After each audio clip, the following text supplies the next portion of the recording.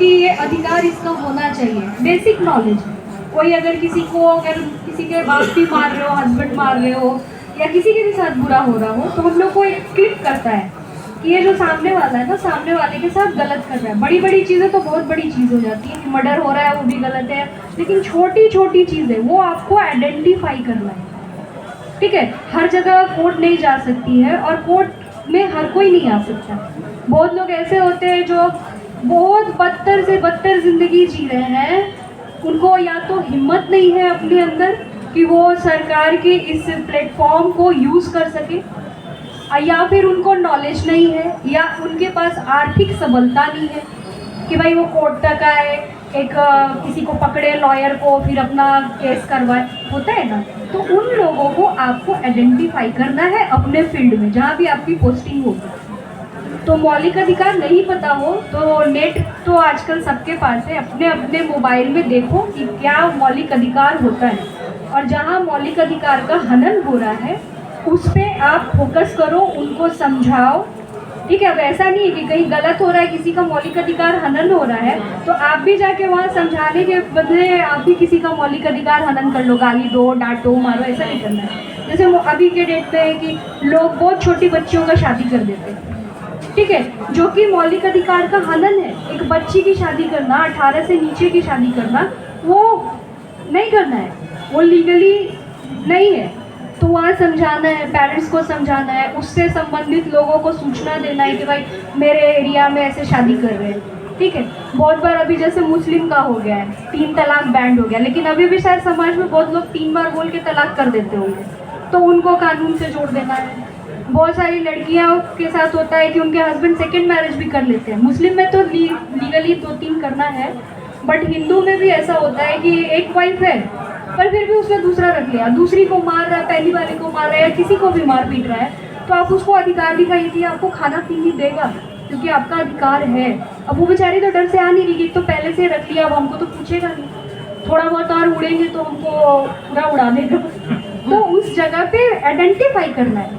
14 साल के बच्चों को पढ़ाना है, उसके बाद आप काम पे लगा सकते हो। 14 साल से नीचे अगर कोई बच्चा काम कर रहा है तो उसको भी आइडेंटिफाई करना, उनको समझाना है कि भाई 14 साल के बाद करवाना ना, बहुत जनसंख्या बढ़ी हुई है, आप इससे मत करो।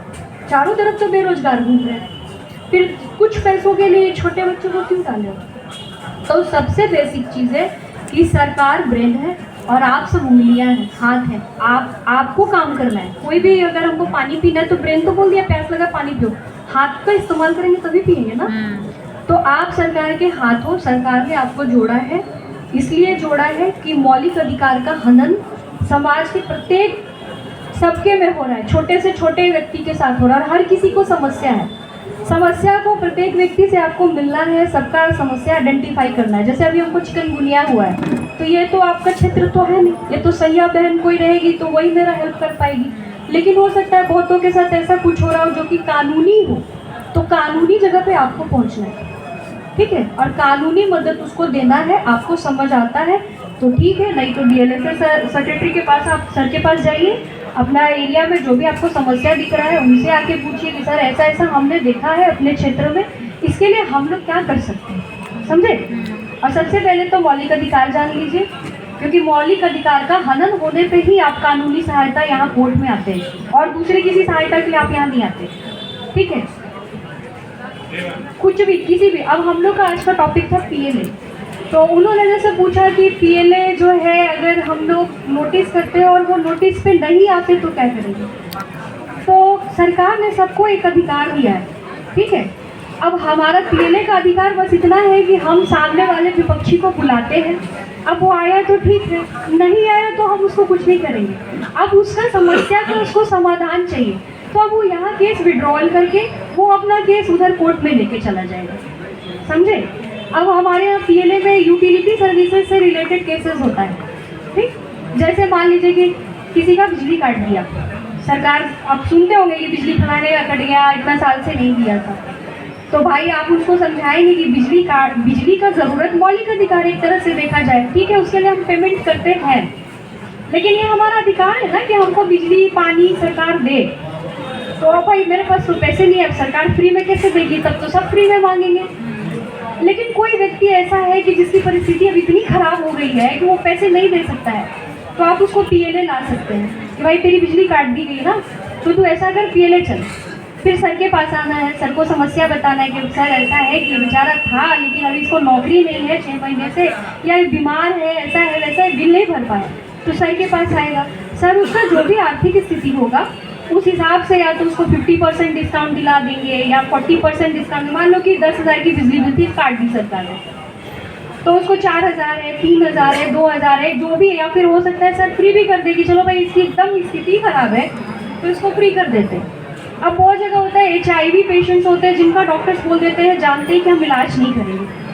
अब भाई HIV पॉजिटिव है, ठीक है, तुम मान लो कि वो HIV पॉजिटिव है, तुम उसको छोड़ भी दोगे तो उसके अंदर ऐसे ऐसे वायरसेस आ जाएंगे ना, जो कि उसके सांस लेने से भी आपका पूरे समाज में फैल सकता है। HIV तो नहीं फैलेगा, ठीक है, लेकिन उसको क्योर करना बहुत ज़्यादा ज़रूरी होता है। तो बहुत सारे डॉक्टर्स कहते हैं हम नहीं करेंगे ट्रीटमेंट। अब बहुत बार होता है डिलीवरी नहीं कराते डॉक्टर्स, HIV पॉजिटिव जान के उसको हटा देते हैं, लेकिन अगर उसका डिलीवरी प्रॉपर वे में नहीं होगा तो बच्चा पॉजिटिव हो जाएगा, तो बच्चा भी पॉजिटिव हो जाएगा ना, तो वो भी तो जितने दिन जिएगा समाज के लिए या सरकार पे उसके भी दवा का खर्च है, जो भी है, हमारे ही पैसा सरकार है ना लेके खर्च करती है, हम ही सब मिलके सरकार है एक तरह से देखो। तो उसको करना है कि उसका इलाज प्रॉपर वे में हो, उसको कानूनी सहायता दिलवाना है, ठीक है, कि इसको HIV बोल के इसका इलाज नहीं किया तो वैसे केसेस को लेके आओ, किसी के साथ डिस्क्रिमिनेशन हो रहा है उसको लेके आओ। बैंक का बहुत लोग लोन ले लेते हैं, चुका नहीं पाते हैं, ठीक है, वो बहुत बार होता है कि घर में आते हैं वो क्या वसूली करने वाले वो रखे हुए होते हैं बैंक वाले, वो आके